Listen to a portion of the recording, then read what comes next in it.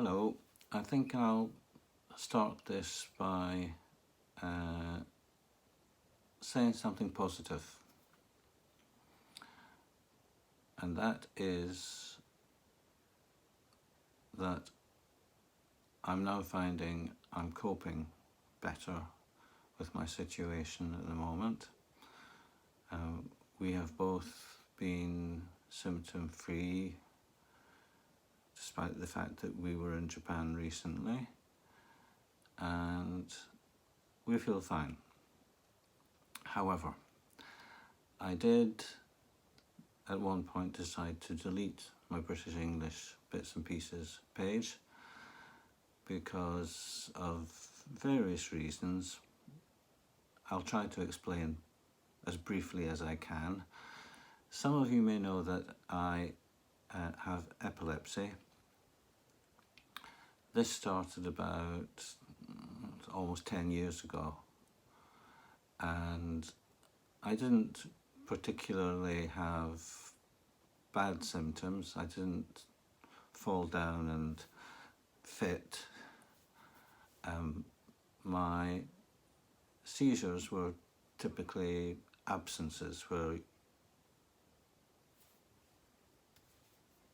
I just seem to be absent, and usually just as I fall asleep. So it was difficult for the neurologist to actually decide whether it was epilepsy or not. And I was on a very small amount of medication to start with. The main problem happened when my mother died. I was in Taiwan at the time. I came back on my own for my mother's funeral. My sister allowed me to stay with her, which I was grateful for at the time. The funeral came along, and the tradition here is that all the mourners, all the people who have come to pay tribute to the dead are seated further back in the hall,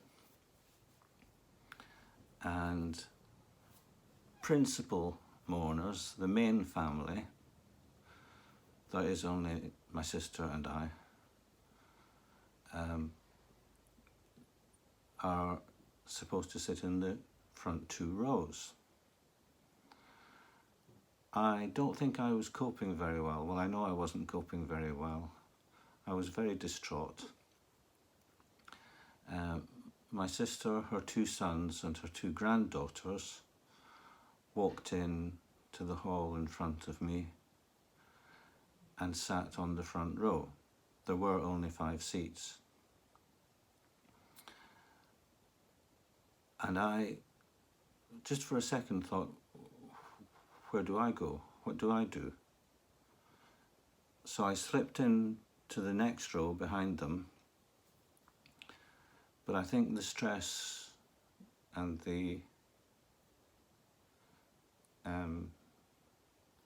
it was just too much for me, and I collapsed again. I didn't collapse, but I was leaning against the wall, distraught, and I think having a seizure. But none of my sister's family noticed or seemed to care. And I must admit, I began to wonder then, where do I belong in this family? Kathleen had moved away from Aberdeen when Mum developed dementia. We were left to look after her, which we tried to do to the best of our ability as long as we could, until she was taken into a care home. And I felt at the funeral, they're sitting there proudly, leaving me behind them, I looked after, Charmaine and I looked after her, my mother, when we had to. Kathleen certainly would not have done what we did. She would have shouted at my mother. I know that. She takes after my father. My father had no sense of emotion, would never show emotion, just didn't seem interested. My mother was more emotional, and I suppose I am too. The thing that amazed me about my father was he never seemed interested in me. I don't know what happened to make me different, and I don't mean gay. I mean,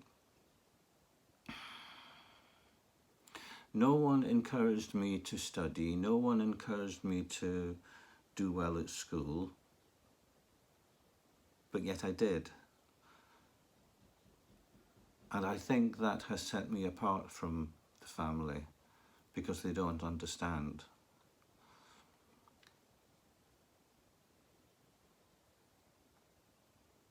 If I hadn't felt the seizure coming on at the funeral, I think I would have just walked out. But knowing my family, my cousins and everything, they would have attacked me for not being respectful. Anyway,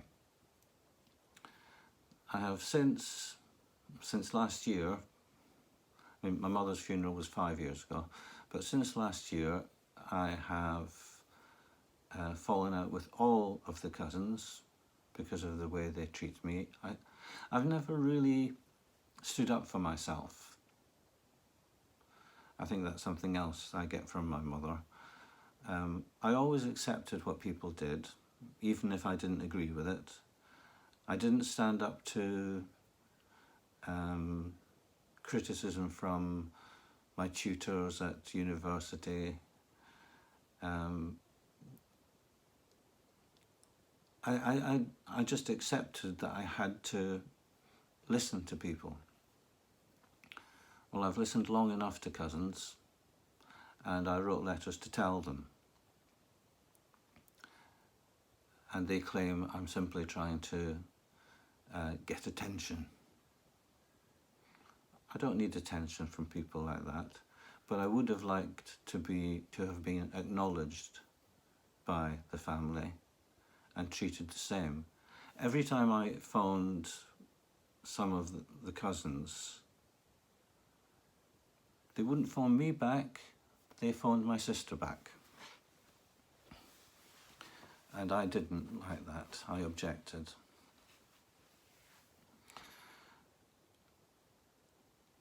The next episode was that because of all this kerfuffle with my cousins and the stress of all that, I had 3 strokes. One of which was misdiagnosed by the GP. I complained about that too, because I don't hold back anymore. The complaint was investigated, and 2 doctors spent 2 hours with me justifying what had happened. And I wasn't happy with that either. I phoned the doctor back and said, you spent all that time justifying things, but never apologising to me. And he came out with this line that the government do nowadays. Oh, we're sorry you feel like that. And that's supposed to be their apology. So I was getting quite irate. And as I say, I had 3 strokes. After the last one, I could hardly speak. I was having problems typing messages. I was just typing nonsense, really. But I could see it was nonsense, but I couldn't correct it. So I was trying to get accustomed to that and get used to being how I am now. Coronavirus came around.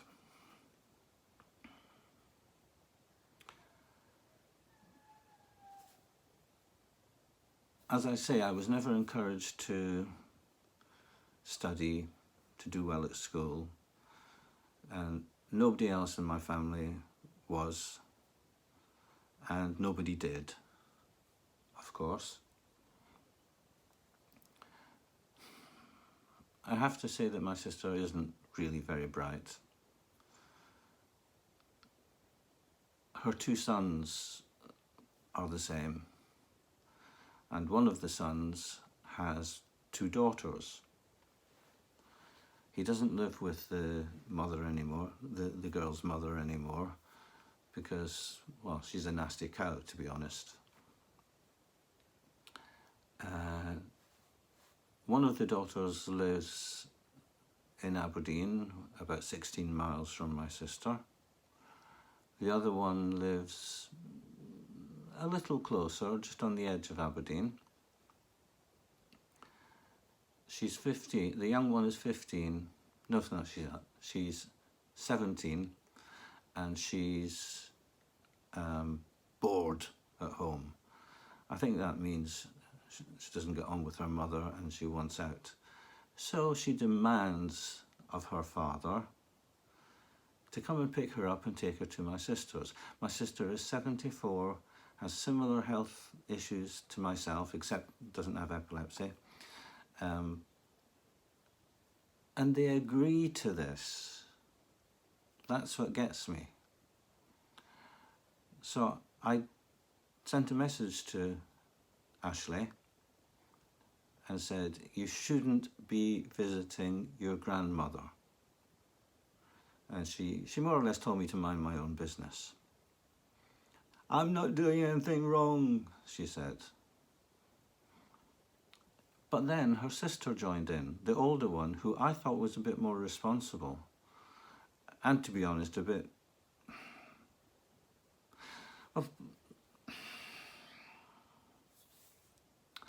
I don't want to go into too much detail, but I thought she was different from her mother. But she's not. She joined in the attack on me and said some very nasty things, including, wait till I show your sister this. No, she said, wait till I show Grandma this. Grandma is my sister. Was my sister. So the next day, I rang my sister's number and the call was refused. I thought, strange. So I rang again and this voice said, what? I said, Sarah has really upset me. And immediately there was this tirade, and you've really upset us. I don't want to hear from you again. And the phone went down. As you can imagine, that wound me up quite a bit. And as I say, since the funeral, I have actually wondered, where do I belong in this family? Do I belong in this family? So obviously I don't. And I was very, very, very upset. However, I've kind of accepted it. And I was going to, as I say, delete this page because I felt, I just don't have the will to carry on doing these things. But I was very proud of myself yesterday because, as I've said before, I can be quite emotional. So we pulled up in front of my sister's house in the car and I sent a message saying, open your door, place my spare key, our spare key for the house, because she had a spare key to our house here. Place it on the doorstep, close the door and walk away. I will come up, pick up the key and also walk away.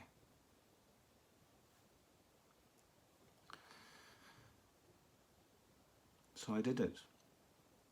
And I didn't get emotional, I didn't fall, I didn't have a seizure. And in the car I typed another message saying, "Thank you, I won't bother you again. I was only trying to protect you."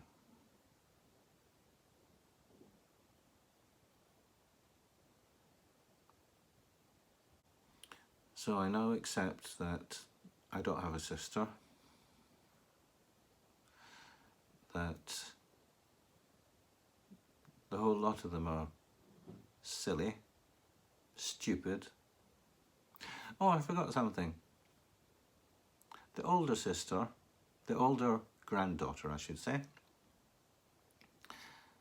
posted on Instagram on Sunday, "Christmas lunch on Easter Sunday, fuck yeah!" She had gone to my sister to report on me. Then she had gone to her boyfriend's family to have a lunch with them. And we're supposed to be in lockdown. I really don't understand these people. They don't understand anything, but they're just stupid, I'm afraid. However,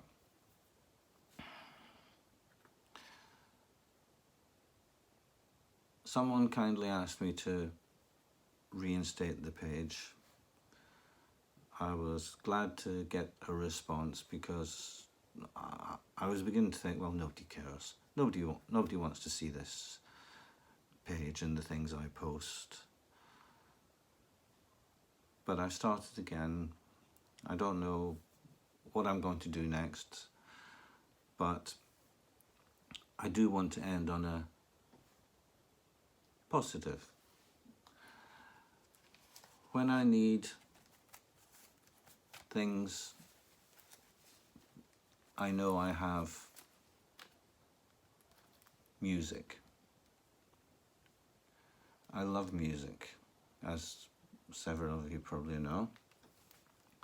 This, of course, is Miss Diana Ross, and this is Nomi Yamaki.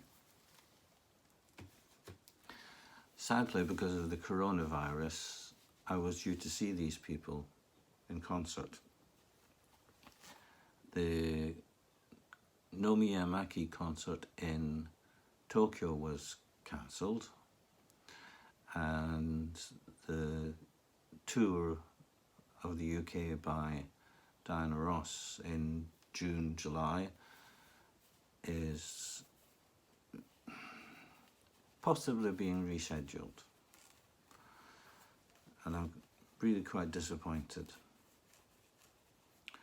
But my family now is Xiaomin and his family in Taiwan, who are much more supportive than those idiots I grew up with. The young granddaughter said to me, because I said, your father shouldn't be giving in to your selfishness. And she said, "You don't know anything about my father." Well, this is strange. I was almost 12 when he was born. I've known him all his life. I know he tries to be a decent person.